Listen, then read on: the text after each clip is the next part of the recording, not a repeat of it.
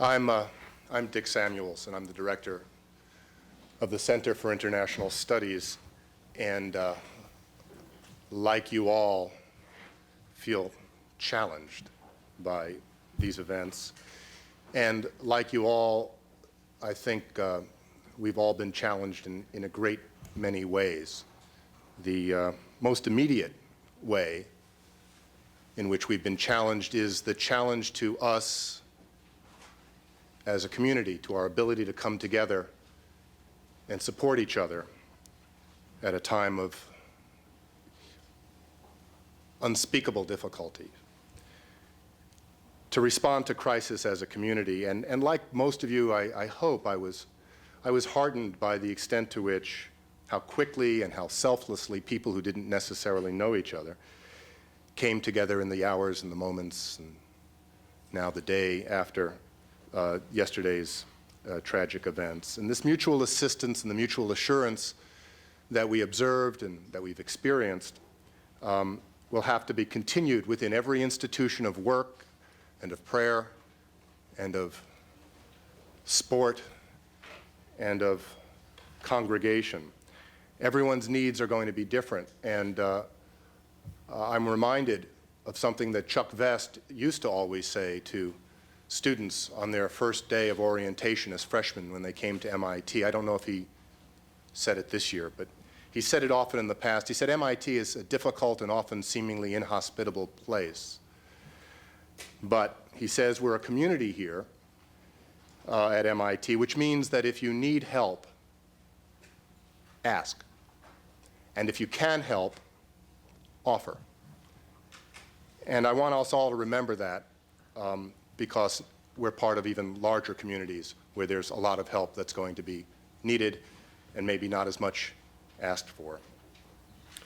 But precisely because we're here at a university and not at some other kind of institution, I think the greatest direct challenge for us is to understand and to understand how to cope with a new world in which we are now bound to live. We're not going to have answers for every question here today. I don't think any of you thought that we possibly could, and certainly we don't. But we will begin, we're trying to begin today to open a conversation about the newly escalated dangers in the international security environment and about appropriate U.S. policy responses to those dangers. There are so many questions, and there are none more fundamental than the ones we have to ask and begin to answer. Why? Who? And what now? As to the who, all the other questions we might answer are subsets. They're derivative from those three fundamentals. As to the who, if in fact is this the handiwork of terrorists with whom the United States has effectively, I should say ineffectively, been at war with for more than a decade? If so, or even if not, there's the what now question. What political, what diplomatic, what military responses does the United States have that it has not yet already deployed? What arrows are there in the American quiver? And as to why, the derivative questions are, what do we know about groups that would commit such terrorism that can help us understand why this came to be? More questions than answers, I'm sure. Always more questions than answers. But we have a chance here to make a start at trying to make some sense, and make a start at understanding.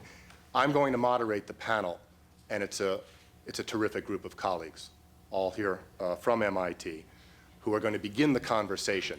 I've asked each of my colleagues here from the Center for International Studies to say a few words, 3 to 5 minutes, as a way to frame what they understand to be the right questions, the appropriate context in which we should begin trying to get some answers.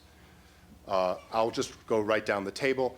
My colleague Steve Van Evera, a professor of political science, specialist on U.S. foreign policy and security policy. Professor Barry Posen, also in the Political Science Department and at the Center for International Studies in the Security Studies program, a specialist on U.S. Security policy and international relations. Allison McFarland, a senior research associate at the Center for International Studies, who's a specialist on weapons of mass destruction and trying to develop regimes to contain their proliferation. And Balakrishnan Rajagopal, Professor Balakrishnan Rajagopal, professor in urban studies and planning, who is the director of the Center for International Studies' new initiative on international human rights and justice. I'm going to ask Steve to begin. Okay, I'm Steve Evera. I teach classes here on U.S. foreign policy and on the causes and prevention of war. I'm not a terrorism expert, but I follow the Middle East somewhat and the terror problem somewhat, so my remarks are not those of someone who spent his life worrying about this, but if anyone catches me in any mistakes, that's the apologia. I think there are four big questions before us. First three are the most important. Sorry, can you hear or not? Can't hear? Can't hear. Can you hear now? Okay, all right. First question is who did this and why? The second question is what domestic responses to it are appropriate, preventive responses to prevent recurrence, security measures. Third question is what international responses are appropriate, including especially military action. And the fourth question is and this is a backward-looking question, is there anything we could have done differently in the past in our foreign policy to prevent this? About the first question, I'm really not the expert. I think the deductive evidence that bin Laden is behind this, the Osama bin Laden organization is behind this, is very powerful. We still have only scanty empirical evidence from the last few days that his organization did this, but for reasons, if you want to hear more, I can lay it out. I think that this was an act by the bin Laden organization. I think that there may be state involvement too, and that's suggested by the scope and sophistication of the attack. But I think it's quite possible there isn't, and we can hash out reasons why a state may or may not have been involved. Chief candidates there would be Iraq or Iran. On domestic responses, again, I'm not the expert, and I wish we had our colleague Greg Koblenz here, who is an expert on domestic countermeasures against terror. I believe we're going to have a revolution in civil liberties in this country. This attack is going to cost us a lot of civil liberties. We are going to change the way we live life here. You might imagine what I would call the Israelization of U.S. life, much more intense security measures that are going to impinge on all of our lives. And I hope that our government proceeds toward this change thoughtfully and without acting rashly, and imposes changes that we can live with and that can endure, instead of doing silly things that show the heat of the moment and we wind up rethinking a year or two later. The third question, let me say a little more about, which is international responses. What are the choices here? This is an attack that's above and beyond anything in modern times against the United States, and it calls for a different kind of response, far more severe and far more forceful than the way we've responded to past problems. The first question is, what are we willing to do?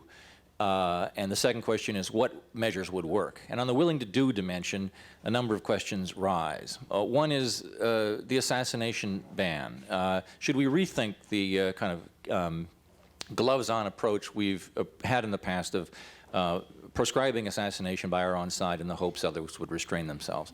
I'm personally in favor of lifting that ban, okay?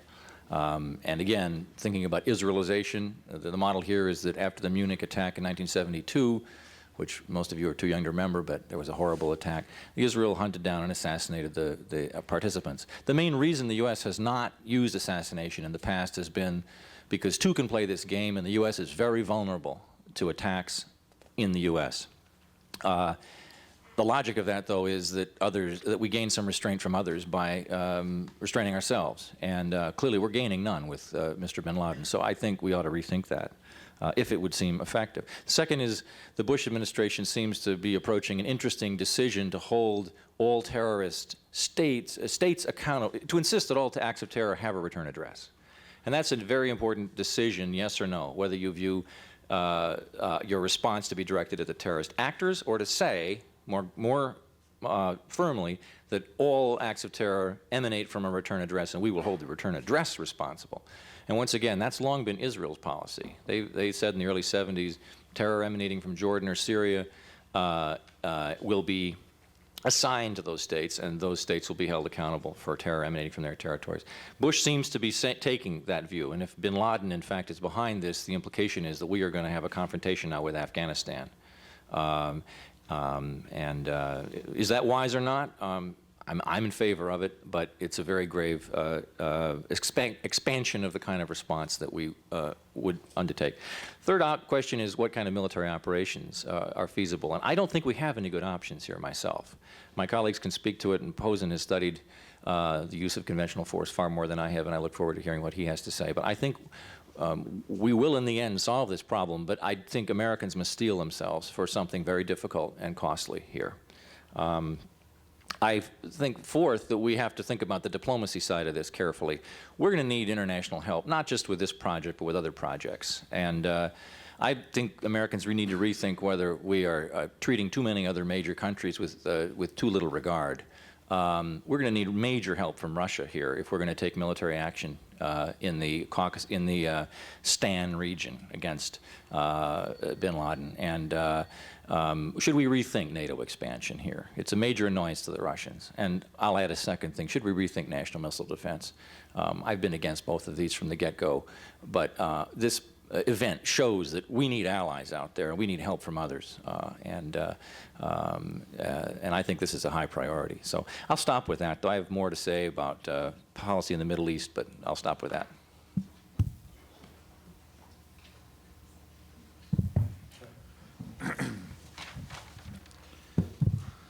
I think people who study foreign and defense policy often think alike, so what I have to say isn't very different from what's been said before. I think there are a number of key questions.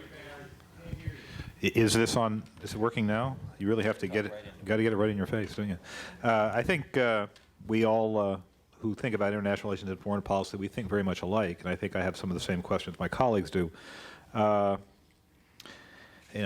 of all, as Dick said, as I said this morning on the radio, this is a very sad and tragic business. A lot of people are dead, and the country needs some mourning, and we're already talking politics, because that's what this is about. It's about politics. Louder. Yeah. I think the first question, as Steve said, is who did it, right? Who's the culprit here? And I think there's obviously a couple of questions. One, is there a non-state group? Is it the one we've heard a lot about? Did that non-state group have state support? I think we also have to ask the why question. And not too much has been said about that, because I think it leads people to start thinking that maybe you're developing an explanation. And I think for political purposes, in a way, you have to develop an explanation. Why do these people choose this option? One hypothesis I'd put on the table is, in a strange way, the fact that this occurred may be a measure of the success of past counterterror policy rather than of its failure. And what I mean by that is it did not stop terrorism, but the terrorists, whatever it was they wanted, they haven't been getting it. They haven't driven the United States of America out of the Middle East. They haven't prompted a response that's so aggressive that it generates massive new support for these people. So it seems to me that in a very strange way, this escalation is an indicator that they don't see themselves as doing so well as winning this fight. The next big question is, what is the U.S. next move? Clearly, there's an interest in some kind of forceful retaliation, some kind of military retaliation. But I think people have to be clear on what it is they're after. There's punishment, the deep human desire for some kind of justice.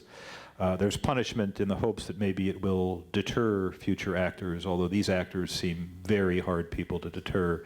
And finally, there's prevention, which I think is the most serious and difficult project ahead of the United States. But I think it's the one that creates, I think, the greatest need and the greatest interest in some kind of military action. And that action, however, to be preventive is going to have to go after sort of the deep roots of these organizations and their protectors. And I think, given that these people were able to achieve the surprise they achieved, given how long we've been chasing them around and how little luck we have had with any kind of really decisive kind of operation, if there's going to be an action, it's going to have to be a sustained, long kind of conflict. And in that sustained, long effort, which will involve intelligence, conventional operations, non-conventional operations, there's going to be some back and forth. I mean, we haven't heard the last of these people. Americans involved in military action against these people are going to die in the process. And it's very likely these people will strike back at us again.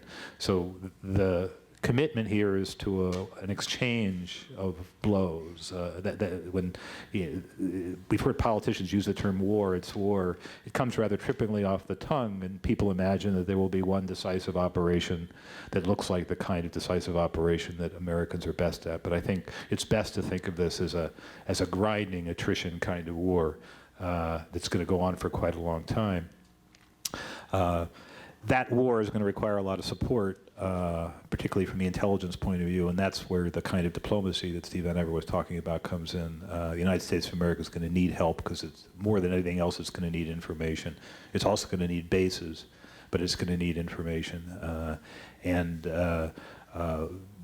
Getting that kind of cooperation from other countries is going to require some significant diplomatic effort on our part, and as Steve said, the United States may have to reconsider some of its other policies. At the same time, some cooperation is not going to be elicited by diplomacy and requests. Some cooperation the United States is going to have to coerce.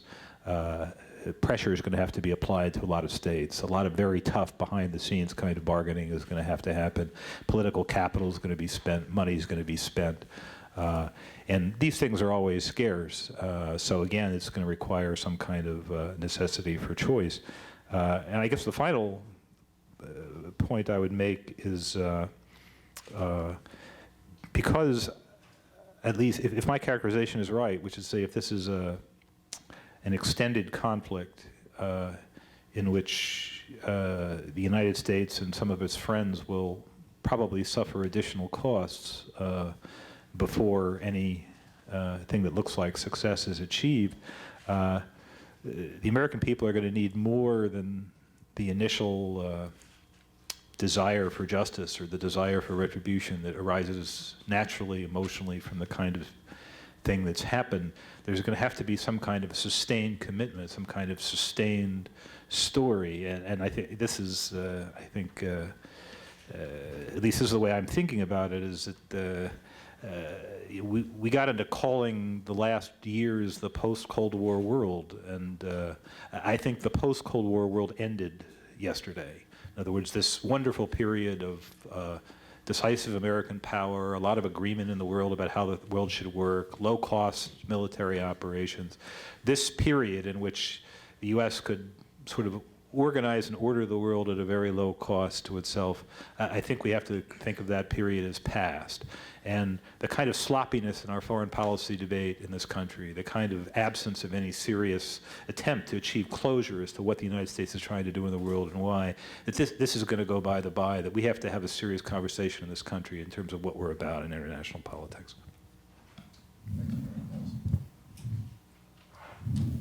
Is this on? Oh, good, you can hear me.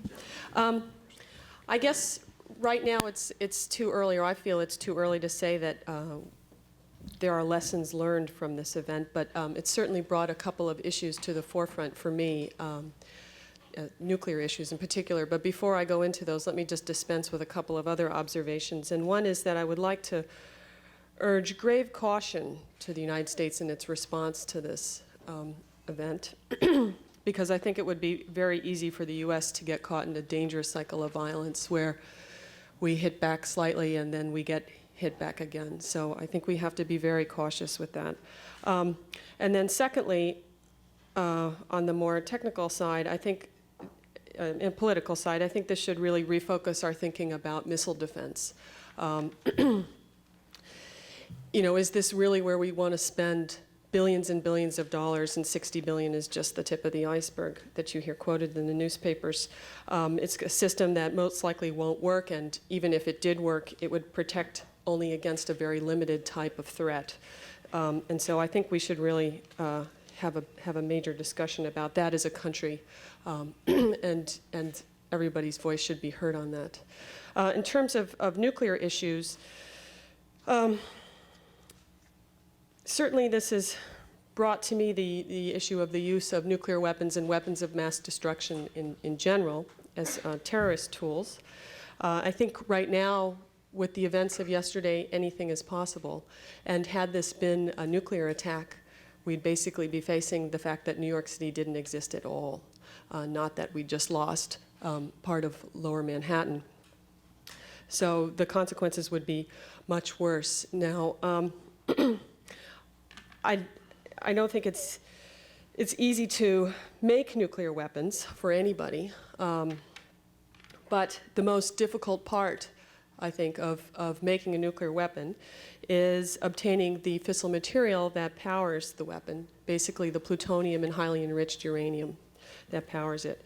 And these materials exist in large quantities in the former Soviet Union states, especially Russia. And they aren't very well guarded, and I've got a list of a number of smuggling events that have happened throughout the 1990s. You probably read in the New York Times last week, there was another article about these incidents that seem to continue. Some of them, have been connected with all sorts of different groups. I don't think we can really make many conclusions about that right now, but it's definitely a threat that we should be worried about. And we have been, or the U.S. has been worried about this material, and in the past it has been, especially under the Clinton administration, it had a program to work on putting more security in place in Russia to protect these materials, and also to protect the knowledge about how to make nuclear weapons in the form of providing some kind of alternative work for nuclear weapon scientists. Now, most of these programs, especially the ones about the nuclear weapon scientists, have been cut back quite severely under the Bush administration, and this is quite worrying. And I think we're beginning to lose our window of opportunity there to do something. The other issue that this brings up, this event brings up, are nuclear power plants and nuclear facilities in the United States and how vulnerable they would be to such an attack. And given the scale of the attack yesterday, I think they would all be quite vulnerable to having a large plane full of fuel flown into them. And that is certainly a worry. I can tell you now that the Nuclear Regulatory Commission has put all nuclear power plants and nuclear facilities in the U.S. under a highest state of alert for security. And in general, nuclear power plants are more secure than many places, but it's troubling that a number of them have failed in mock attacks recently in the 1990s. And there's been a move in the Nuclear Regulatory Commission in the last couple years to actually allow the nuclear power plants to regulate themselves in terms of security issues. And I think this is something that needs to be revisited given the current events. And I'm just going to leave it there for now. There you have one. I'll just make a few remarks about the human rights and legal aspects that arise from yesterday's incident. I just want to start by saying that what happened yesterday is a gross violation of human rights. If human rights are based on any idea, it's based on the idea of sanctity of human life. And what happened yesterday would, under all definitions, be considered that way. Human rights basically operates in two different ways when it comes to terrorism. One is that the consequences of the terrorist attacks are themselves, they may constitute violations of human rights, as that happened yesterday when they resulted in huge losses of life. The second aspect, however, is also that human rights function as a constraint on the limitation on the methods and the techniques that one might use to combat what one perceives as as a terrorist threat. And from basically this position, I just want to make I just want to mention that as far as I'm concerned, there are at least two different issues that we need to talk about. The first issue is, first of all, from a domestic policy angle, are there enough laws in place that are capable of effectively addressing any threats that arise from terrorism? And secondly, what does one do at the international level? Or what should be what is the international legal and policy position? Domestically, I just want to say that I actually do disagree with my very good friend and colleague, Steve Van Evera, who said that this incident may actually end up costing civil liberties. I have actually heard that same expression many times on TV from different quarters, and I've been quite puzzled at that because this expression is, I think, based on an understanding that the US does not have adequate laws that enable law enforcement agencies to take effective action. That actually is not the case. The US actually does have right now in its laws a code that actually defines terrorism in all its aspects and also prescribes punishments all the way up to death penalty for terrorism specifically. And secondly, that the Anti-Terrorism and Effective Death Penalty Act of 1996, what is popularly called AEDPA, which was actually a consequence of the Oklahoma City bombing, and that was actually the law resulted from the need to deal with terrorism in the aftermath of that bombing. That law is actually quite a draconian act that actually provides vast police powers to enforcement authorities in the United States. If anything, it goes too far from a human rights angle. For instance, it allows for secret evidence to be used against people who are accused of it, and that has actually resulted in some serious constitutional issues so far, and is a subject of, I could tell you, very serious controversy within the legal community. And secondly, it actually prohibits any material support to any organization or individual involved in terrorism. Thirdly, it allows for the designation of what are known as foreign terrorist organizations. And just to, my only plea here is that let us be a little bit cautious about the sort of responses that we advocate.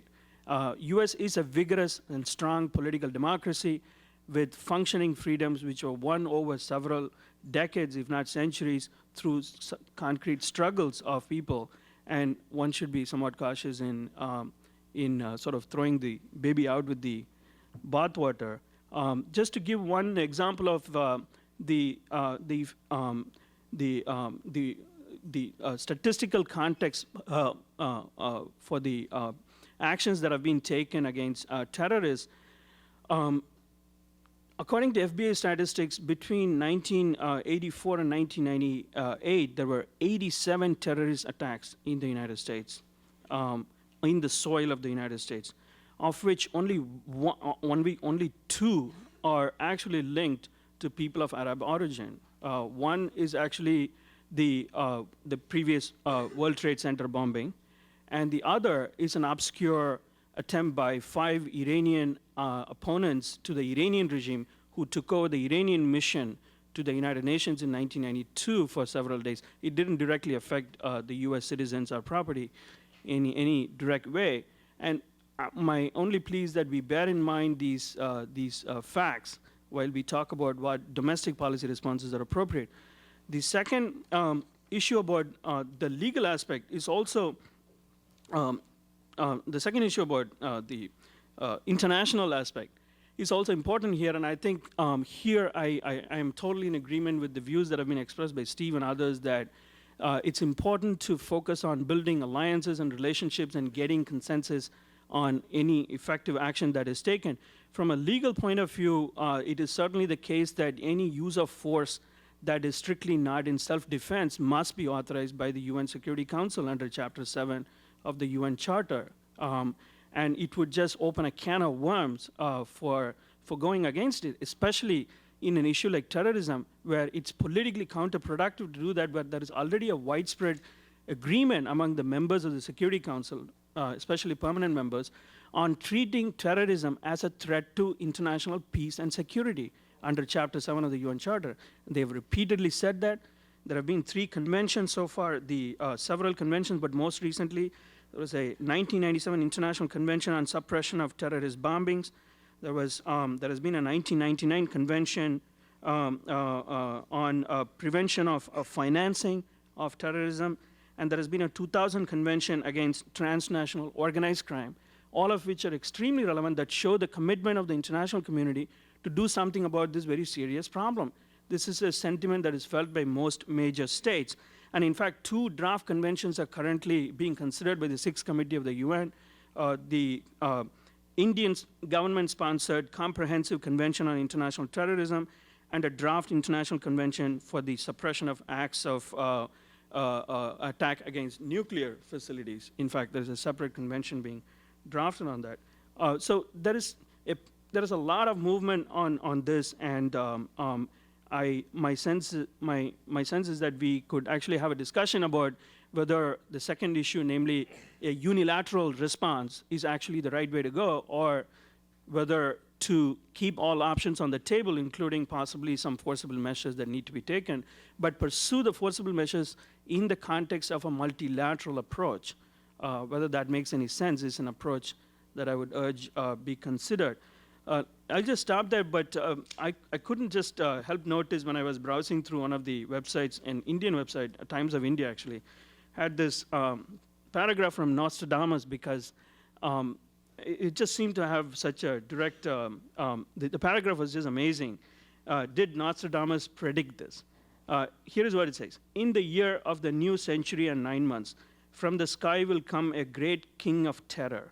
The sky will burn at 45 degrees. Fire approaches the great new city. There will be a great thunder, 2 brothers torn apart by chaos. While the fortress endures, the great leader will succumb. The 3rd big war will begin when the big city is burning. I'll just stop there.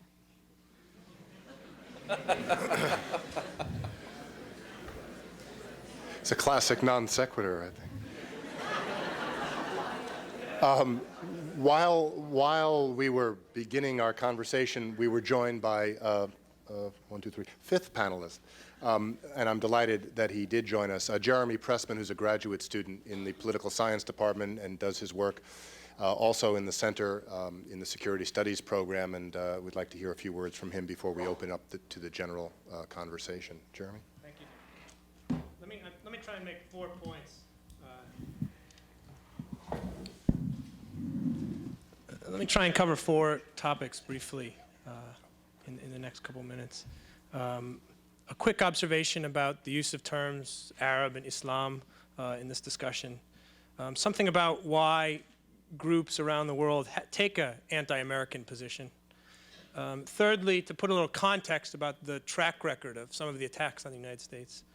And finally, since my background in my research is about the Arab-Israeli conflict, much of it, to suggest some ideas that at least emerge from that about as we face, excuse me, perhaps a new era of terrorism. First on the issue, we don't know yet for sure, obviously, we may not know for a long time who did this. The media has reasons why they rush to judgment about things. The president has reasons that he wants to act. But I think we should be careful about how certain terms are thrown around. And 2 of those terms in particular, the term Arab and Muslim. This may sound simplistic or basic to some of you, but all Arabs are not Muslims, all Muslims are not Arabs, and I think it's something important to remember. Afghanistan is not an Arab country. It's a country made up mostly of Muslim residents, but it's not an Arab country. These kind of distinctions matter when we start to look at some of the fine grains and some of the groups that may or may not have been involved. As I said, the president is in a difficult position. To move to retaliate, you need to have someone to retaliate against. And so the rush to judgment, a lot of pressure. But we, as we observe, should be more careful than that, I think. Second point is why is it that these groups have so often targeted the United States? And in a second, I'll talk about some of the previous examples. It boils down, I think, to a disagreement about what the American global role should be. The United States, the most powerful country in the world by any measure, has played a global role. We've played that role certainly since World War II and before. In the post-Cold War era, it has only accelerated. In the Middle East, we talk about specific factors. We talk about the close alliance the United States has with Israel. Some people talk about the failure of the Camp David summit. We talk about the Persian Gulf War in 1991 and the continuing no-fly zones and containment and sanctions against Iraq. We could talk about the globalization and the spread of American culture, and in particular the pressure American culture puts on what you might call more traditional or certainly religious and non-consumerist based ways of life. We could talk about reactions specifically to American intervention. For instance, the terrorist attacks in 1983 against U.S. Embassy and U.S. Marine barracks in Lebanon, when we specifically had intervened with some other countries in Lebanon. But I think those are, in the end, just distractions from what the larger question is, which is, what is the American role in the world, and are there organizations, whether they're state actors or non-state actors, who are going to contest that role? And I think what we've seen, and let me get into the issue of the track record of some of these events, is that there are organizations that are very much against an American role in the world. We all know that, and we've seen it time after time. Let me start going back. I mentioned the attacks in Lebanon, which was a response to a specific intervention of American and other troops in Lebanon to try and calm the situation during the Lebanese Civil War and after the Israeli invasion in 1982. But there have been many others. We're certainly familiar with the 1993 attack on the World Trade Center. Sometimes these attacks have been foiled. It's reported that in 1995 there was an attempt to blow up a number of airliners in East Asia. In 1995 and 1996, there were attacks on U.S. facilities in Saudi Arabia.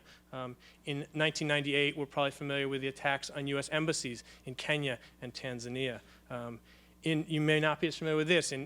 Before the millennium, attacks that were foiled in Jordan on American and possibly Israeli targets. And of course, last year, the attack on the U.S. naval vessel, the USS Cole, which was anchored in Yemen. So there's a long history of these attacks, never to the magnitude that we see today. But the reasons and the analysis that have gone into organizational thinking about attacking the United States didn't just start this year. It didn't just start with this operation. It's been going on for some time. Let me lastly say a few points about what we might learn from how Israelis and Palestinians have faced violence and terror in the last decades. First, a reminder of what is the goal of terror. Non-state actors, organizations don't hope, and even most states in the world can't have any hope of defeating the United States on the battlefield. But terrorism, I think, is much more about a psychological war. It's about instilling fear in the other side, making people scared to go out, making people scared to carry on their lives. And it's in particular because of this reason that you see so quickly why the federal government is moving to get everything back to normal, to get the planes back in the air as soon as the security measures can be installed, to get the economy back up and running, to open the stock market, to have things look normal, to have workers in the Pentagon again. Because it's a psychological battle much more than it is a battle about actual defeat on the battlefield. Secondly, what I would call abnormal normalcy. That here we are sitting in this room, we went about our business, many of us today on campus, but yet in New York it was a totally different scene. And the idea that in some parts of the country there can be normalcy while in other places things are upside down. Third point, I think, from the Israeli-Palestinian context is that there is no way to stop terrorism 100% of the time. If this battle continues, if we figure out what organizations there are, it's going to continue. We can't say that there'll be as heinous the operations that there were yesterday, but it will continue. And I think that's something we may have to get used to, unfortunately. The fourth point is the subordination of other goals to the issue of security. We've talked on the panel about national missile defense. It may be that we have no choice but to put some of the money that was originally geared toward national missile defense towards some of the other measures, the anti-terrorism measures, the safety and security measures that we need. So issues of economic vitality, issues of other security things may be changed. And finally, one other point, and maybe this will continue the debate about civil liberties and security. I'm not sure, to me, it's not the only possibility that new laws would be passed. It's also about the application of existing laws and the fact that we can have secret courts or that we can have secret evidence. The fact that the searches, I imagine, will be much more intense in airports. You know, we can only imagine what it's going to be like at Logan. And not just the application of laws, but also the mindset that this is going to create. Depending on what organization, what individuals are blamed for this, it starts to create a certain mindset of what kinds of people to suspect and what kinds of people to target as they go through airports or many other parts of society. So it's not, to me, the civil liberties issue is not just what new laws might be passed, but how harshly are the existing laws going to be applied, and what kinds of concessions might we need to make just because of those changes that took place yesterday. What I'd like to do is ask you to join the conversation, to reshape the conversation, to respond to what you've heard. And what I'd like to do is I'll take maybe 2 or 3 questions. We'll let people respond to them. We'll take 2 or 3 more, and we'll do it that way. Yeah, Zach. Invite statements, too. And invite statements, absolutely. Yeah. Zach, why don't you get started? Also, if you would identify yourselves, that would be helpful. Zach Taylor, 4th-year graduate in political science. I want to take advantage of the fact that we have some of the top researchers in the war. Why don't you stand up so people can hear? So I want to take advantage of the fact that we have some of the top researchers in war and military here on the panel, and ask them to share their expertise on what the possible U.S. response might be. No one can predict the future, but what do you think may be the most likely 3 or 4 responses are being entertained by the U.S. government right now? Or barring that, are there any scenarios that you might consider highly unlikely that we would take? Let me just get a couple more. Let me get a couple more, and then we'll let the responses be. Could you identify yourself, please? I'm a mother of a wife. I'd like to just for this question: how did President Bush manage in 8 months? Can you speak up, please? President Bush managed in 8 months to turn so many enemies in the United States, especially considering, you know, the conflict between the Arab and the Jews, Israelis and the Palestinians, where this administration with media openly supported fully Israel's aggression toward the Palestinians. And I wonder also, knowing and living in that live there, how the Israeli security services, that is one of the best in the region, organized, well-trained, and well-manned, equipped, could not spot this horrible attack in the United States. And one more. Yes, sir. My name's John Covert. I'm part of the community, but I'm not a student here, obviously. I actually work with Compact. My statement is that I think somehow we have to disengage ourselves from. People in the back can hear you. You got a good voice. Somehow, I think we need to disengage ourselves from some of our current friends in the region who are unpopular in that area. I know that's a very unpopular sentiment, and I've been called an anti-Semite for saying that we need to do that, and I certainly am not. I just think that we've got a bad ally over there that is part of the reason that we've got the problem, but it's not the whole reason, because Osama bin Laden doesn't even like our presence in Saudi Arabia helping prop up the Saudi Arabian government. So somehow we need to change our presence in the region significantly. And then the question that I have, Steve, you said you were concerned that we'd end up with a back and forth, and I think everybody's concerned with that. In any case, that's right, you said that back and forth. My question was in response to something I'd written down here, and now I've closed it to stand up. But anyway, the question that I had for you, Steve, is do you see future responsive attacks from the terrorists being worse than what we've had now? We've lost somewhere between 5,000 and 10,000 civilians in a single attack. Do you expect future attacks, and do you expect them to be worse? Okay, 3 questions on the table. The first, what are the likely and what are the less likely, the more likely and the less likely responses of the United States? Second, why did Israel not succeed in preventing this? Third, should we disengage ourselves from Israel and Saudi Arabia? And a corollary to that, do we anticipate, does Steve anticipate an escalation on the part of terrorists?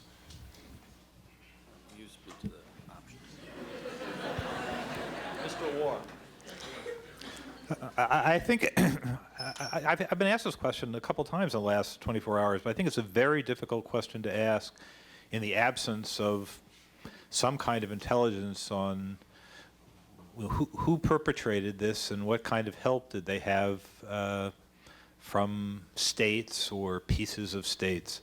I think, you know, if I were the Bush administration, I guess I would be hoping to produce a smoking gun pretty quick that implicated some government that had some set of quasi-military or intelligence targets that I could quickly attack in a sustained way. Not because this is going to solve the problem, but because it solves some problems. I mean, it makes the United States look strong. It makes him look strong. It makes the public feel better. But it's, you know, it may not turn out to be that way. It may turn out that we can't get a smoking gun on a government. It may turn out that whatever government you get a smoking gun on has not much of anything worth bombing. So there's a risk that you're in a sense I don't want to call it your happy ending, but your preferred first step is not going to evidence itself. I think they would like it to have something happen like what happened with Ronald Reagan in Libya. I mean, that kind of raid. But this, you know, they may not get this kind of world. It's possible that, you know, if it turns out to be Bin Laden, and Bin Laden had sanctuary in Afghanistan, there's not much of a surgical, dramatic nature that you can do. It doesn't mean they won't do something to be able to make their point, but there may not be much you can do. If it's a place like Afghanistan, which is a good-sized country, which everyone is heavily armed and the terrain stinks, I don't really imagine the United States trying an invasion to change the government. There was a lot of bold talk on the news programs the other day from various pundits. Oh, it's going to be war. You're going to find these awful governments. You're going to invade them. You're going to change the government. I kind of don't expect this. If it turns out that, you know, there's some small state on a coast somewhere that's easy to knock over, they'll knock it over. I think there's a pattern of military operation to be expected over the long term that I think maybe turn out to be appropriate to the problem. It hasn't been much used by the United States. It's going to be costly for us. It provides some hope of controlling collateral damage, and that's the use of special operations people, from very small teams of people who aren't even in uniform to larger groups of who are in uniform. But these operations are fraught with risk, and in the past, the Americans have not been willing to do it because the potential loss of life on the troops has seemed higher than the possible gain. And I think this is, you know, what I was talking about when I was saying that, you know, in a way, this raid, this attack by whoever it was, sort of in a way may be indicative of the success in the past, because the Americans had found a kind of a way to take whatever groups could dish out, find ways to retaliate that were satisfying to us and maybe impressive to others, but didn't really cost the United States very much.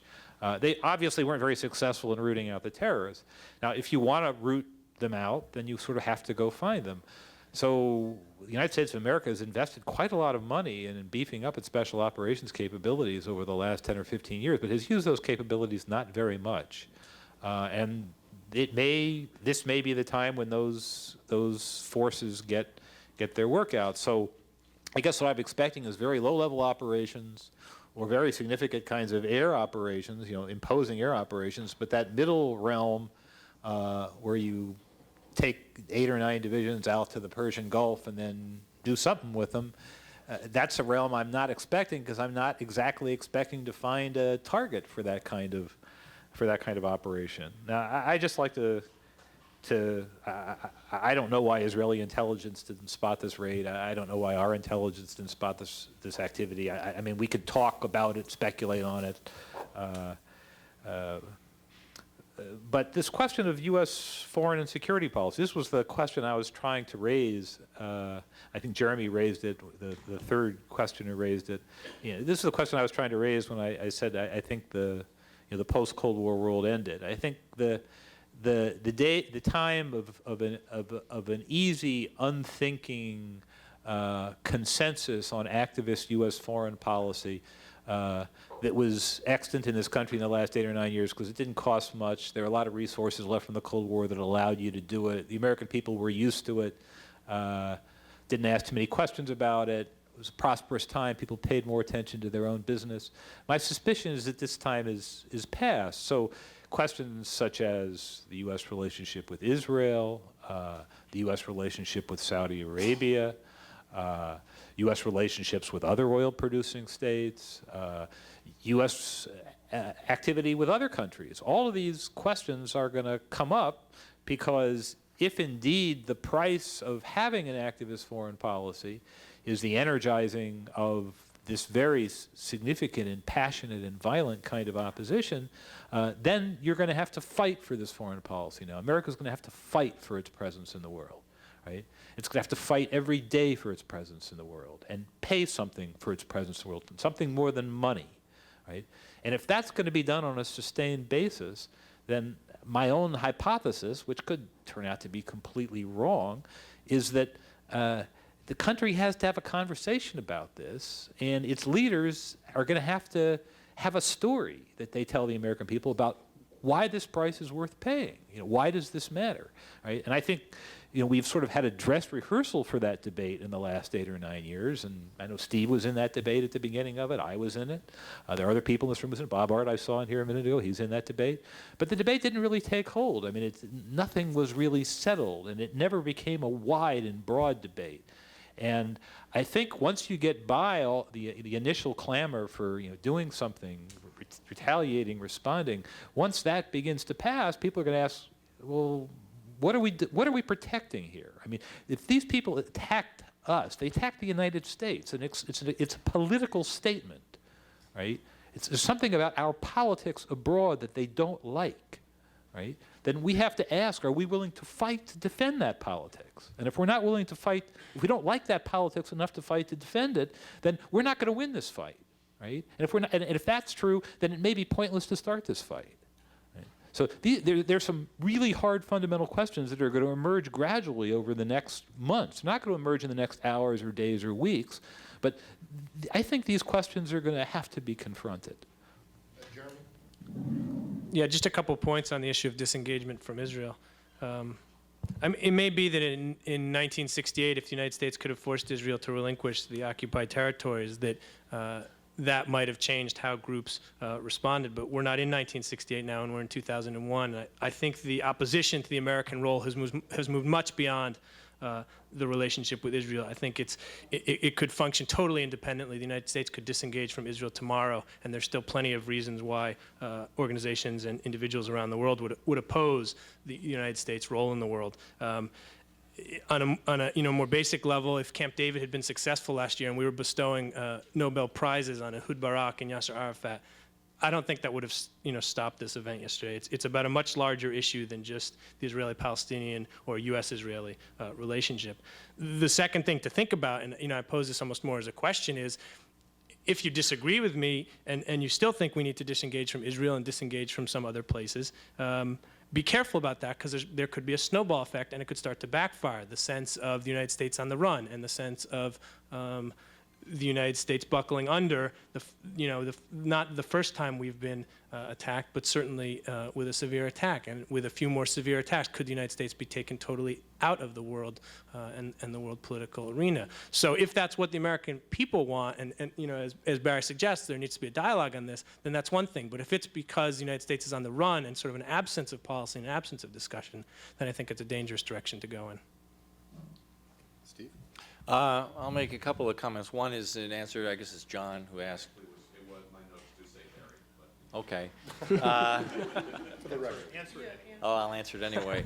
I believe that there's a good probability that unless we find some new way of doing business and addressing threats of a kind we faced yesterday, we are going to face an attack in this country by a weapon of mass destruction in most of your lifetimes. That's what I think.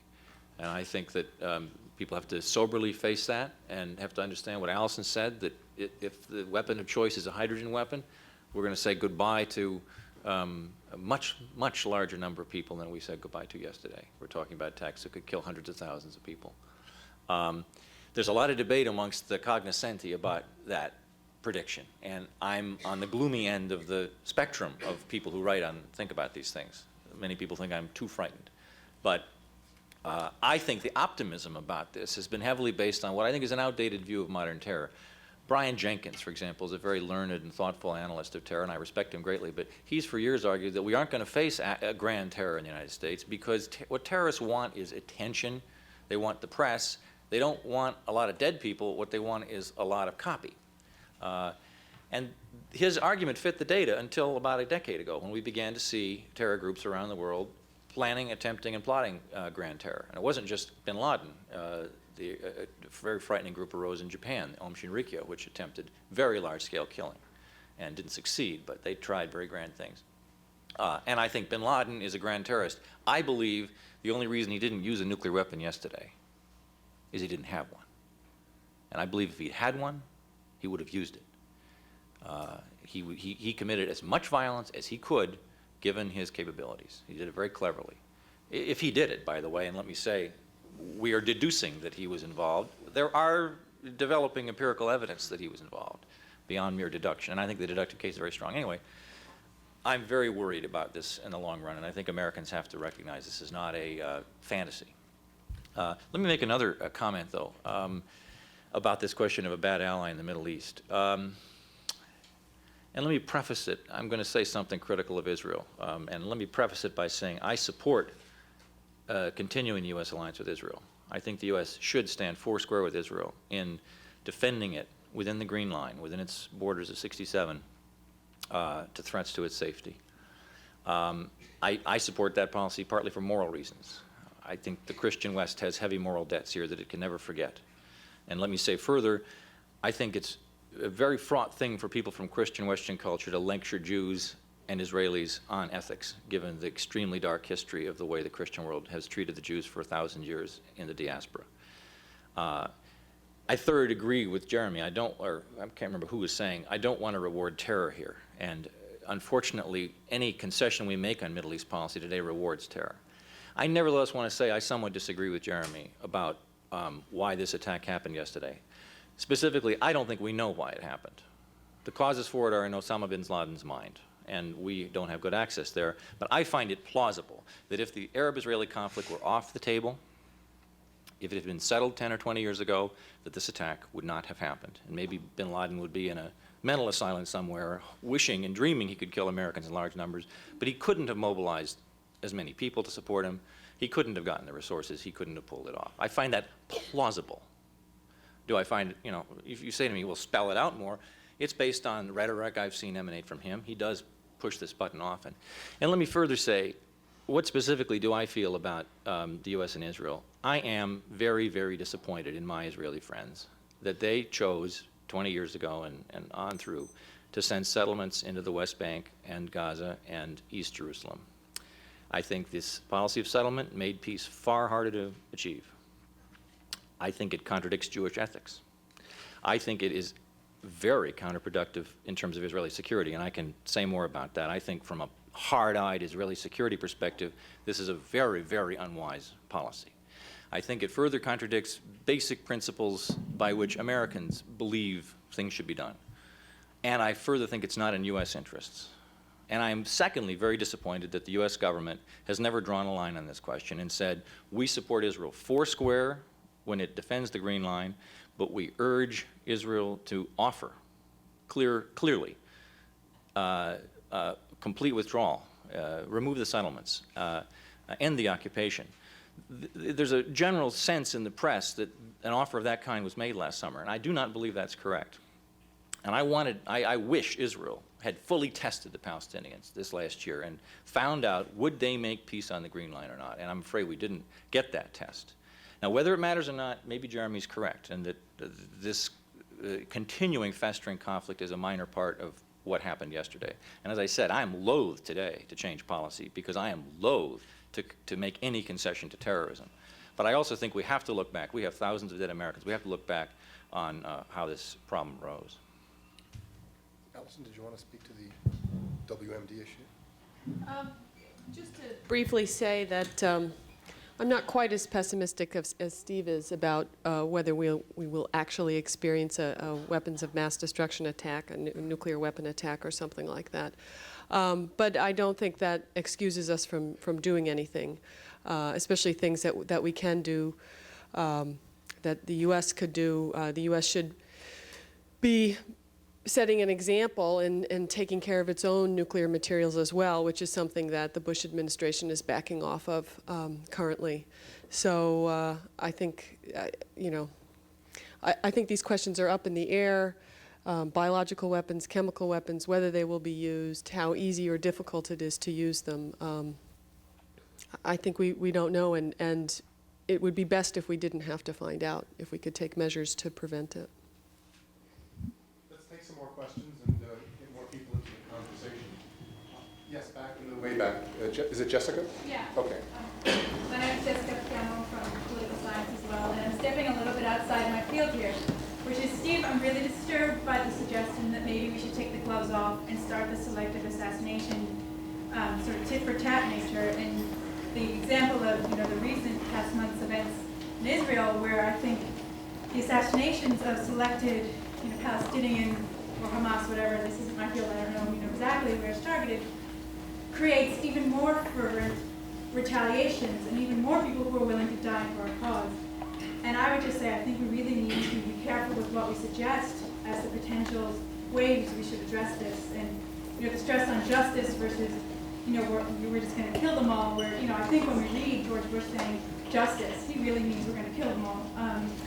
And that, I worry about the prospect of, these people have shown they're committed to dying for their cause, and they don't care how many people they kill as they try to, with planes of people who are going to die for 45 minutes. That's extreme commitment, and there's a lot of moral time for these people to back down, and they don't do it. That level of commitment makes me hesitant to ask you to why you really think that would work. I'll stop there. Yes, ma'am. Yes. Also from the political science department, but This was not a setup. but a little bit from the American politics perspective, I'm sure we're going to hear in whatever speech President Bush gives, once he takes some sort of action, that this was a proportional response. And I was wondering if you could say a little bit about, if you were sitting in the Situation Room or wherever that decision takes place, about how that calculus is made. Is it going to matter if 2,000 people died versus 20,000? And is that going to affect whether they go to sort of a larger based attack or whether they use specialized teams? And how do you sort of tell that story to the American people? Thank you. Yes, sir. Yes. Actually, I just wanted to make some quickly, just because I don't know your name, Professor Steve. You keep saying Bin Laden. You speak about empirical evidence, and I'm just wondering if you know anything that we don't, because from what I've seen in the news, I'm just not as confident as you are. But more importantly, to Professor Posen, you've spoken about the post-Cold War era and how we've had very wishy-washy foreign policy. And I think the reason for that is because in the Cold War era, we knew, what our enemy was. We were trying to topple the Soviet Union. So we have not had foreign policy because we don't know what we're going to do. So two questions is that, one, what will our foreign policy now become? What should it be? And to go along with what Jerry Preston said, how do we make sure that in our foreign policy we're not just retreating from, there are two spectrums, there are two things that can happen. We could retreat from what we've seen and assume it's an Arab response and therefore completely back off and say the Israeli-Palestinian thing, or at the same time we could say because you bombed us and because we think it was an Arab response, we're now going to go full bore with whatever Israel does. And how do we make sure that we don't go to either ends of those possibilities? Okay, 3 questions. We will come back again to you all. This is what. Yes, and again, please give us your names as you give us your questions. The first was, should we really take the gloves off? There was a sense in Jessica's question that we should not. defend the proposition we should, in fact, take our gloves off. Second, relatedly, what is a proportional response in this case? And third, there were two questions, and both good ones. What evidence does Van Evera have? Because he continues to refer to bin Laden. And the larger question, the $64,000 question, which is what should U.S. foreign policy be? In no particular order. Okay, I'll just speak to, first, the evidence that the bin Laden organization is behind this. We haven't said even who this guy is. I'm assuming you follow the media a little bit and you're familiar with what the organization is and where it is and so forth. The empirical evidence from the last day or two is that CNN reports cell phone intercepts between bin Laden operatives talking about sort of gloating that the target has been destroyed. 2 targets have been destroyed. Had been hit? Was that what they hit? They said 2 targets have been hit? Okay. But they seemed to be referring to these attacks in a way that took possession of them and boasted of their ownership of them and suggested that they were the authors. That's the empiricals. But the deductive case, I think, is very powerful. You should understand, this guy has been going after the United States on a grander and grander scale for the last 8 years with both attempts and successes. He killed hundreds of people in these 2 attacks in Africa that we've all forgotten, mainly because I think most of the victims were African. And so I think our media doesn't remember them enough, which it should. And he killed lots of sailors in the coal. He also, Jeremy mentioned the attempted terror at what's now referred to as the Millennium Terror event. That wasn't just in Jordan. That was also a West Coast event. There was an infiltration of people into Seattle, caught at the border, but some kind of grand terror event was planned in the U.S., and many more. So he has a long record of attempting grand terror, and he's very well organized, and he's very wealthy. His personal wealth is around $200 million. And he has a very happy and safe sanctuary in Afghanistan where he can plan things. So the deductive case that it's him, I think, is strong. Now, I agree. Don't rush to judgment. Let's be calm. I could be wrong. The case is mostly deductive at this point. Second question about assassination. This is a very fraught question, whether we ought to lift the ban on assassination. I assume people, again, knew about it, but I should explain that the U.S. government tried to use assassination as a tool for about 20 years in the Cold War in a totally bumbling way. In fact, we never assassinated anybody, I don't think. We stuck poison cigars in Castro's cigar box and stuff like that, and it didn't work. And then in the 70s, Jimmy Carter signed an order saying there shall be no attempt to assassinate. Part of the logic of that, though, this could all be reversed again by the president signing an order. You could abolish it easily. My feeling is, however, 2 things. First, does assassination work? Sometimes it does and sometimes it doesn't. It hasn't worked for the Israelis yet against the Palestinian militants, but you can name plenty of cases in history where this kind of selected application of murder has defeated insurgencies or beaten groups. This isn't a tool that has been ineffective whenever used. You can look at Guatemala in the 80s. It's a horrible story, but assassination was very successful there.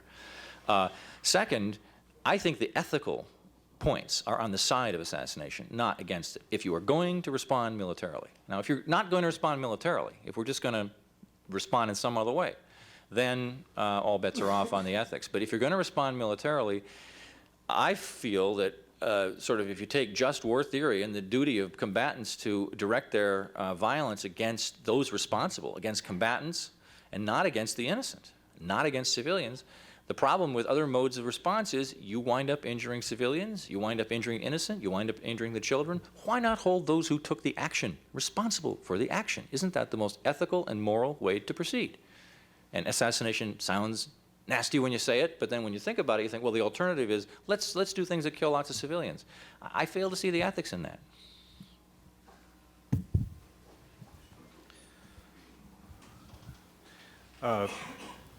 I guess the question that was raised about proportional response, will a response be characterized as proportional, and what difference does that make?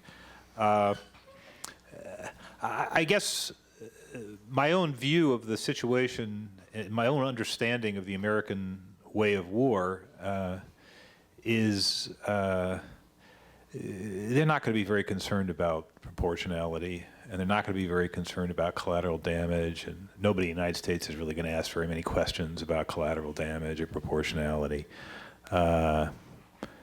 You know, right or wrong, there's a way that the United States of America goes to war, and people think America's not going to do that anymore, but if you look closely at the way that America waged war, even in Vietnam, which wasn't so many years ago, it was a terrific outpouring of destructive power.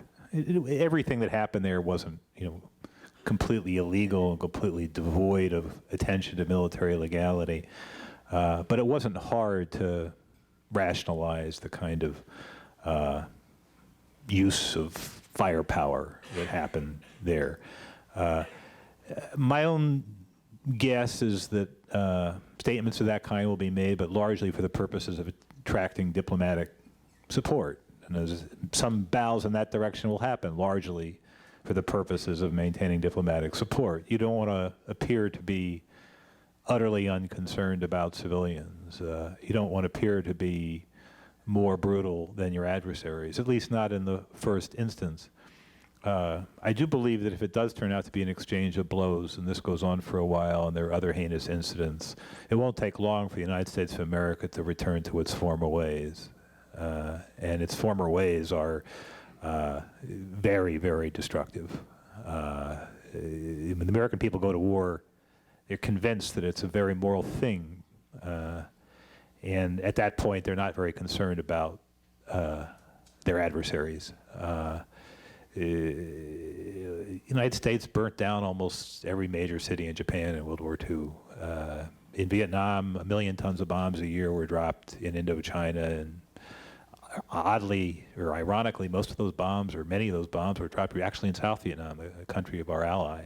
Anything that can save American lives and buy you some kind of effectiveness, in the end, the Americans have done, and I think will do again. I think our adversaries or potential adversaries have forgotten this. I think some people in America have forgotten this. I think it will soon be discovered that those Americans and these Americans are the same Americans. You read some of the things that are being said just by people in the street, and I take them seriously. So, you know, in the first instance, there will be some attention to these kinds of matters, but I don't think that's going to last for very long. I guess I don't think it really should last for very long. And this is a controversial statement, and I haven't spent a lot of time reflecting on it. But the adversary has revealed, whoever the adversary is, has revealed him or herself, as the case may be, to be extremely brutal. And it may be that in that kind of fight, that's the way you have to be. Another question was asked in my direction, which was this question of, okay, in the post-Cold War world, there was no great threat to mobilize political support, so a kind of strategic sloppiness was entirely permissible, and I think that is a good explanation for why the country didn't really finish an argument about this. What foreign policy or grand strategy could there be to essentially unify the American people and provide some kind of sustained support? I'm not sure what that strategy could be. I think we have to, in a way, you have to find out. In a way, it's unfair for me to say what I'm going to say, but I haven't been impressed by what's come out of the mouths of American policymakers about the reasons for the coming war other than revenge.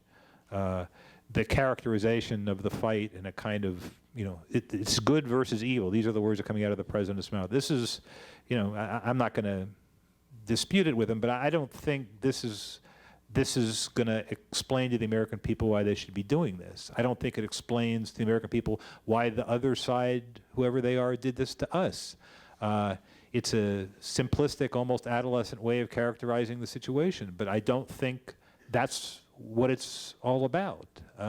If a claim is going to be made, the claim has to be made that in the first, not just the first half, but essentially we spent the last century building a certain kind of world, and it's a world that Americans believe in, right? It's a world that involves a lot of free movement of goods, a lot of free movement of information. It involves a lot of capitalism. It involves at least some kind of pressure in the direction of democracy, right? That's the world America built. Now, there's a lot of dark spots on that world. There's a lot of mistakes. There's a lot of brutality. There's a lot of bad things that have come with that, right? But the basic story is one that a lot of Americans have believed in, policymakers and individuals, right? And now that we've created that world, there are a good many people who don't like it, right? And the Americans have to remember why and how they came to create this world and ask themselves, are they going to let those who don't like it destroy it? That's the kind of discussion that has to happen, right? Now, in the end, that argument may not carry the day, right? But that's the kind of argument that needs to be made, right? The connection between not merely the greatest generation, which is the generation that everyone is lauding now, but the Cold War generation, the people who stood sentries, you know, on the free world for the entire long, boring, static period of the bipolar nuclear competition, right? Vast sums of money, lots of lives, lots of careers, right? This happened for a reason, right? And the question is, are you going to defend the fruits of that victory? We've spent the last 9 years glorying in it and thinking that the fruits of it didn't have to be defended. Now, Americans are going to have to decide if they want to defend the fruits of that victory. Raj?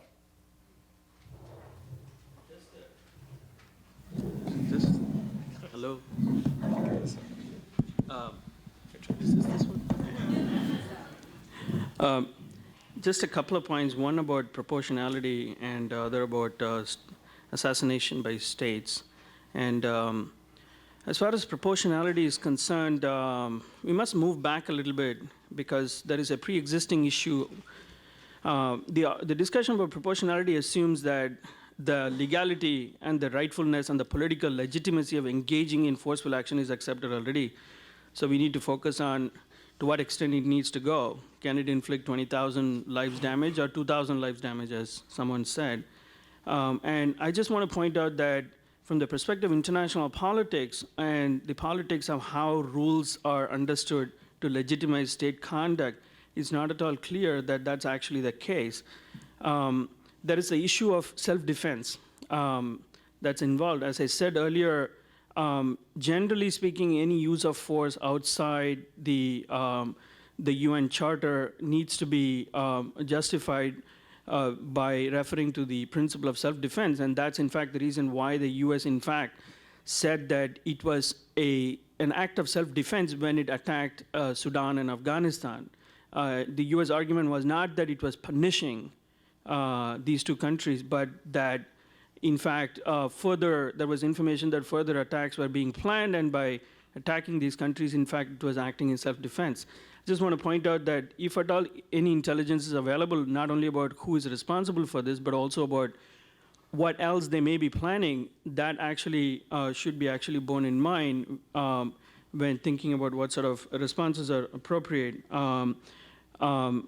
Secondly, as far as the state assassination issue is concerned, I do have to say that when Israel has been engaging recently, particularly in targeted assassinations of senior Hamas and other activists, the stand taken by almost all countries in the world, including the United States, I might add, has been that it's actually wrong, it's a violation of international law, that they should not engage in it. And I think that it would be sort of a hard 180-degree strategy for the U.S. now to suddenly take the gloves off and say that, well, we can engage in what we were just condemning Israel about. And also, as far as assassinations are concerned, actually there is a congressional measure in place that prevents use of U.S. troops for engaging in assassinations. And there has to be, as far as the U.S. legal system is concerned, an agreement from Congress for authorizing U.S. forces for engaging any sort of measure, and that's an issue, again, that needs to be squarely confronted. Okay, we're going to take one more group of questions and give the panel one more opportunity to respond. I have not been looking at this side of the room, and I apologize. Sir. My name is Wally Hadgoon. I'm a graduate student from the Department of Political Science. Professor Posen mentioned that we need to defend this world that we successfully created against the people who oppose it. And I'm wondering how large is that opposition of people who oppose and dislike this world, this post-war world that's been created? Is the threat a narrow set of terrorists, or is it broader? Is there a broader group of nations and let's say social movements relating to opposition to economic globalization and so forth who need to be incorporated into the calculation? Professor Van Ever mentioned that we're going to need some allies in Europe and I guess Russia. I was wondering how broad are those allies are we going to need to develop this new strategy? Are we going to have to look into, for instance, Middle Eastern states, not withdrawing from support for Israel, but increasing ties and popularity to other regimes and people within the state to gain more support, more intelligence, or something like that. I was wondering how they saw the global picture of what the fight is, as opposed to pulling it away from just a narrow look at how it relates to terrorism, how it relates to the American position in the world. Yes, sir. I wonder if some of you might expound on sort of specific ties that America might have with Israel in terms of learning from their ongoing battle with Palestinian terrorism and dealing with Arafat, who's really a terrorist at this point. And also, I sort of debate Professor Posen's point, which as much as I dislike Bush, I'm not sure his characterization of good versus evil is so adolescent. I think what we witnessed yesterday is evil. It's flat out evil, right? These people killed thousands of innocent people, and in that sense, I do think this is a battle of good versus evil, and that nations that sort of Western democracies must stand together as nations that defend the good. Ken Way, professor in the Political Science Department. There are two threats to security that have been discussed today. One of them is the threat associated with terrorism that occupied much of our attention in the beginning. But the other threat to American security is in the nature of our response to what has happened several days ago. I actually want to, I think, dissent from some of the things I've heard coming from my colleagues and explain why. My concern is a concern over overreaction, over indiscriminate acts of violence, when we can't find those responsible and, again, engage in wholesale military activity against countries that harbor and the populations within them. The history here causes us to be a little worried. If you go back to 1983 and the bombing of the Marine barracks in Lebanon, hundreds of Marines died, and we wheeled a battleship up alongside Beirut and leveled villages in the hills above, emptying the magazines of the New Jersey into those villages, killing thousands. Now, the point here is that the legacy left by acts of indiscriminate violence pose a problem both in terms of practical foreign policy concerns.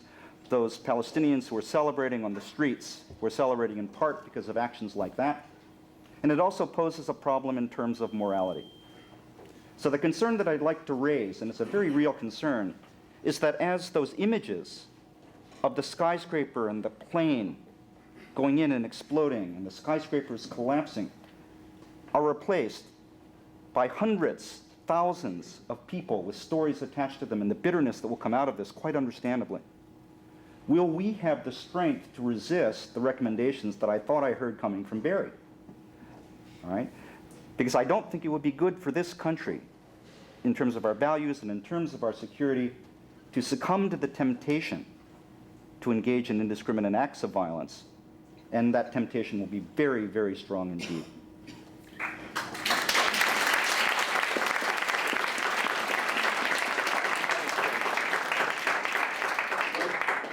We appreciate that, and since that was a statement rather than a question, we're going to take one more question, and it was a welcome one, to be sure, and we'll go up that way. Yes, ma'am.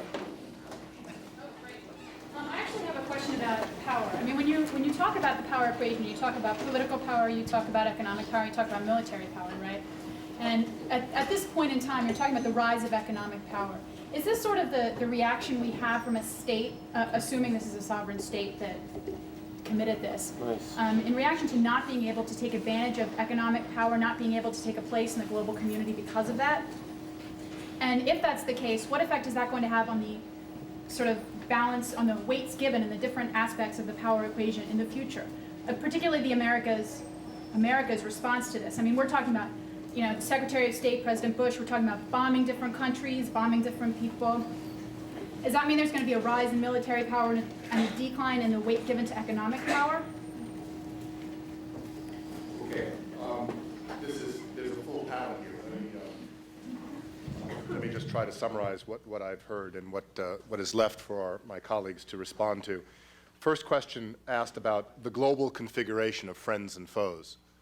Who's out there? Are we really thinking comprehensively about the way in which enemies come together and the way in which allies might come together? A second question concerned what lessons we might legitimately learn from Israel in the way in which it has dealt with terrorism.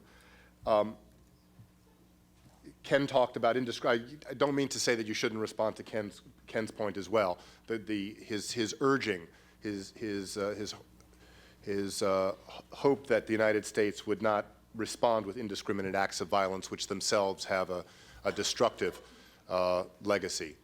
And finally, the question concerned the role of economic versus military power and whether or not this is a signal that the scales are to be rebalanced. I'll just say a quick word in response to both the point made over here by Walid Hasbun and by Ken Oy, and say, I think that whatever response we offer, we need to do it in conjunction with others, and what that means is we must choose a response that the rest of the world will find legitimate. We'll have to go to great lengths to constantly explain what we're doing to others and never forget the need to do that, and to conform what we do to what the wider world will consider legitimate and fitting with the basic rights and wrongs that others believe in. We can't go solo on this. I don't want us to. Well, we should have a talk with the rest of the world about that.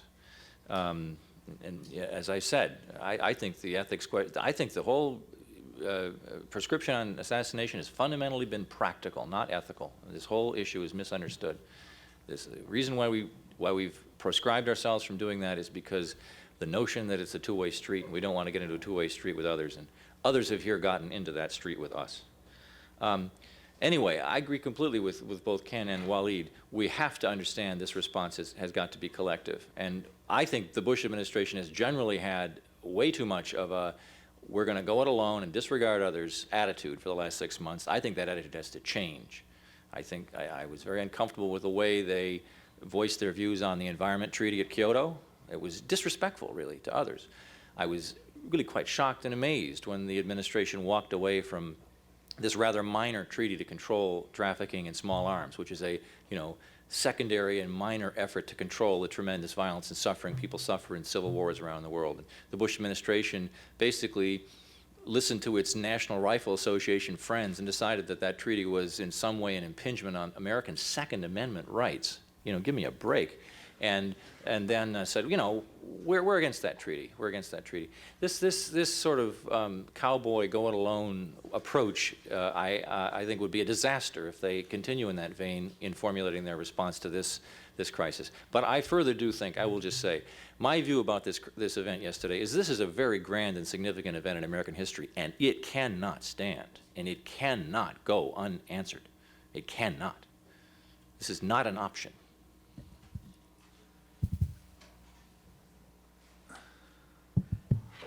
I think Walid asked a good question, and I don't think I have an easy answer. My point is that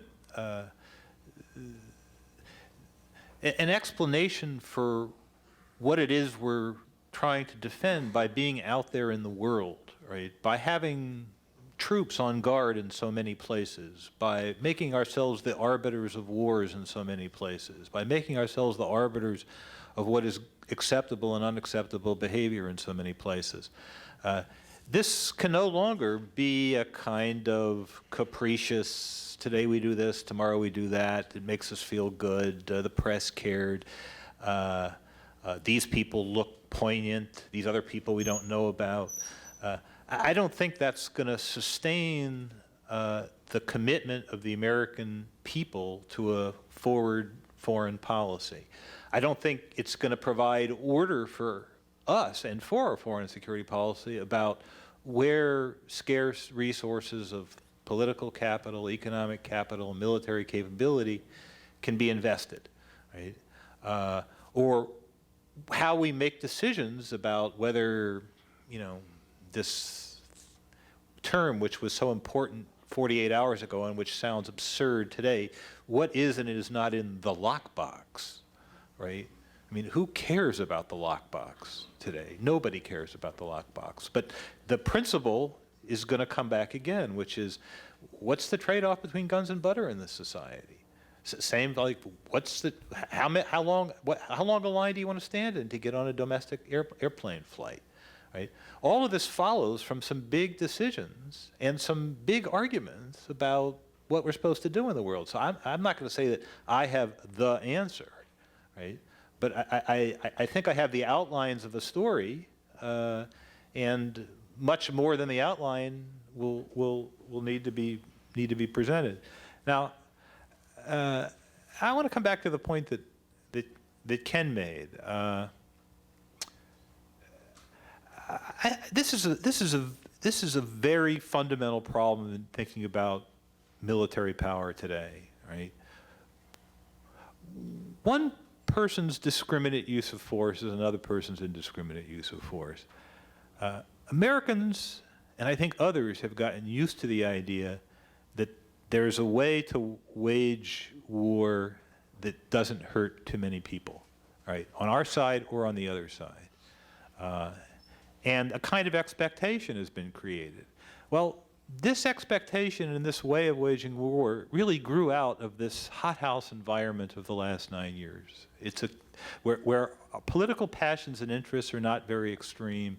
What occurred yesterday was it was a mass casualties event. It was a mass killing event. It was a mass terror event. Not only was it an attack on the thousands of people who are dead, it's an attack on this entire body politic. It was done to try and achieve a big change. My own view is that if we don't want to, if the United States of America doesn't want to make that big change, and I don't really think that it should, it's going to have to understand that it's in a fight with an adversary who's going to fight a certain way, right? And the kind of fastidiousness that we've been able to show in the last 8 or 9 years, I don't think is going to be possible.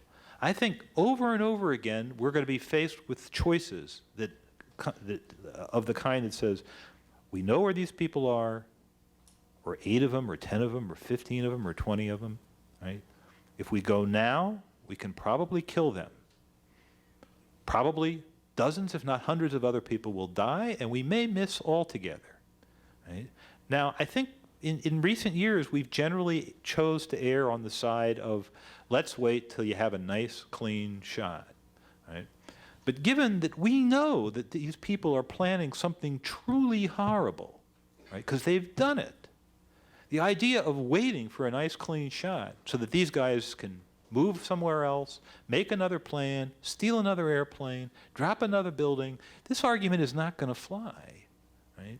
So it's that kind of trade-off that I'm talking about. I think when that trade-off arises, we're not going to make, the American government is not going to make the trade-off the way it's been made in the last 8 or 9 years. And given what I now understand about the adversary, and I'm willing to confess I did not understand this before, right?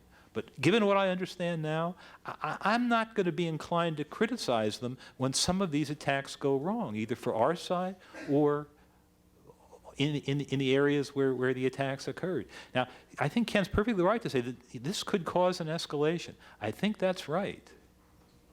That's what a war is about, right?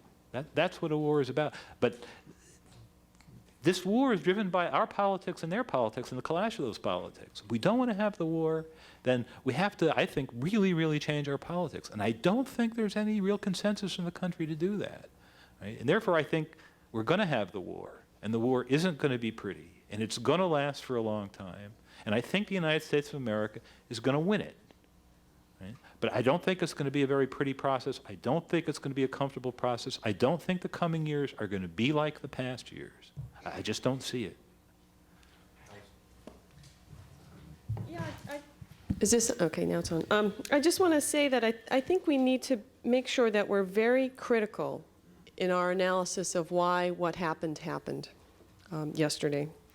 And we shouldn't accept the simplistic view that it's just a simple good versus evil kind of situation, because I think it's much more complicated than that. And, Barry's talked about this before. I think we really need to know why it happened. And I have to say, I think it has a lot to do with the way the U.S. has behaved over the last years. The U.S. has to work in the world. It has to play with others well. I mean, it's party to UN obligations. It has obligations to other countries, and it hasn't been behaving very well, or at least according to other countries. So I think we need to pay more attention to other countries' dissatisfaction with recent U.S. behavior, including the actions in Kosovo and the current administration's attitudes towards treaties. At the end of the Cold War, there were great expectations of relief from the nuclear grip, and unfortunately, I think we're moving in the opposite direction, where the importance of nuclear weapons and the use of force is becoming the standard, and the U.S. is legitimizing that standard.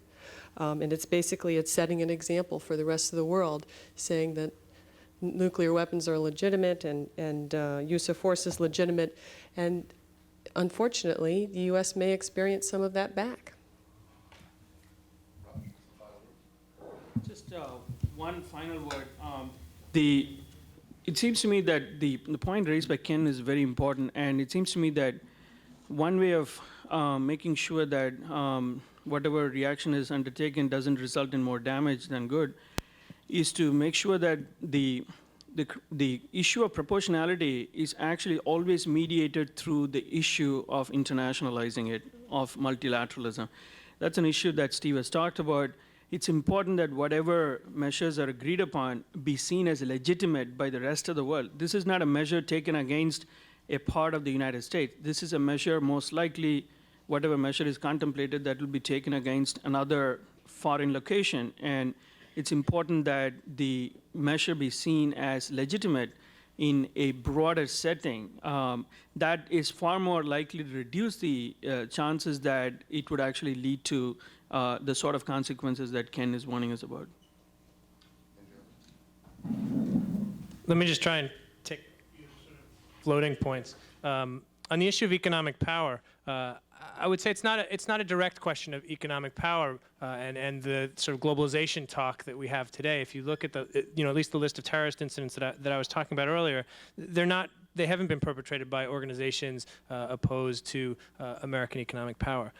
On another level, however, I mean, American economic power does facilitate many of the other things that we're talking about. It facilitates, and not just American, but Western economic power. It facilitates the dissemination of a capitalist way of life. The fact that many people refer to developing countries now as emerging markets is a symbol of a way of thinking about the world, and that is part of what is opposed by some of these groups. And secondly, economic power is just on a basic level. It helps you in the military and political realm, and the fact that the United States can afford to have advanced research and a huge military and pay for all these things is obviously important. So while it's not directly about economic power, obviously that's part of it there. On the issue of who our foes are, I wish some of the other panelists had commented on this too, because I think there's a lot of ways to slice this, but we have many different foes, and we have many potential foes in the United States. Some of our foes are non-state actors, various organizations around the world who oppose us because we're engaged in the world politically. They oppose our engagement in a particular country, a particular region, or they oppose our engagement in the whole world.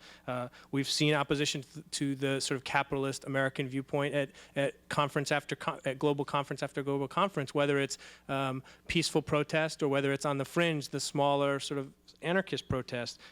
We've seen opposition to American consumerism in eco-terrorism. So in a whole wide range of ways, to all different degrees, we have We have foes among non-state actors. We also have foes among states, certainly. And on all these things, I don't mean to imply normative judgment that these foes were, have come at the United States in an aggressive way. It's an open question who's driving these relationships. But certainly on the state level, our relationship with Iraq, our relationship with Libya, our relationship at times with North Korea, our relationship with Cuba. Again, I mean, so we have the smaller states. And then a third category I'd throw out is some of the potential foes. What these continuing arguments that go on in academic, in political, and in popular circles about what is the American-Russian relationship? What is the American-Chinese relationship? What does it look like today? What is it going to look like in 10 years, in 25 years? Those are essentially arguments about, friend or foe, and who's going to be our friend and foe, and who's going to cause whom to be our friend and foe. So at least in a way, there's different categories on that. Just one last thing, and it comes out of the question earlier about assassinations, but I think it can apply to some of these other issues about what kind of response the United States is thinking about, and that's about substitutions and about motivations. In an assassination, it's very easy to talk about taking out one person, but the question, I think, on a practical level, leaving aside, not because they're not unimportant, the ethical and other issues, but on a practical level, do you gain anything by taking someone out? And it's an open question. If you take out a particular financier, a particular bomb maker, a particular charismatic political leader, is there someone just waiting in the wings to step into that person's place? And I think that's a larger question as well about the retaliatory policies. When you knock someone out, what are you gaining by that? Clearly, you're giving a sense of revenge, but it's an open question what you're gaining on a practical level. And secondly, motivations. And I think this is something we've seen a lot in the Israeli-Palestinian conflict, which is there a martyrology? Is there a sort of martyr-making process whereby taking someone out creates more of a motivation and drives people? These are both open questions. I don't mean to slice them either way about substitution and motivation, but I think they apply not only to assassination, but probably many of the other policies that the United States is considering in terms of response. I won't take any more questions now, but I promise to reconvene this meeting, and soon. I would like to do that soon. It's impossible to summarize all that we've heard here today, and I'm not going to try to do that. The terrain that's been traversed here has been broad, but not smooth, and certainly not comforting. There have been landmines at every footfall, as you've heard. In the last exchanges we heard invoked the guns butter metaphor. It came out of perhaps the last question about economic versus military power, and we're reminded that the man who first invoked the metaphor was Hermann Goering. And what Hermann Goering said when he invoked that metaphor was that guns will make us strong and butter will only make us fat. And I think many of you will share with me the sense that we would wish to be able to go back to a time when we could make the choice for just being fat. And I don't think that we have that choice. And I think also, like many of you, I'm more discomfited going out of this room than I was coming in, but I'm better informed, far better informed. And for that, I want to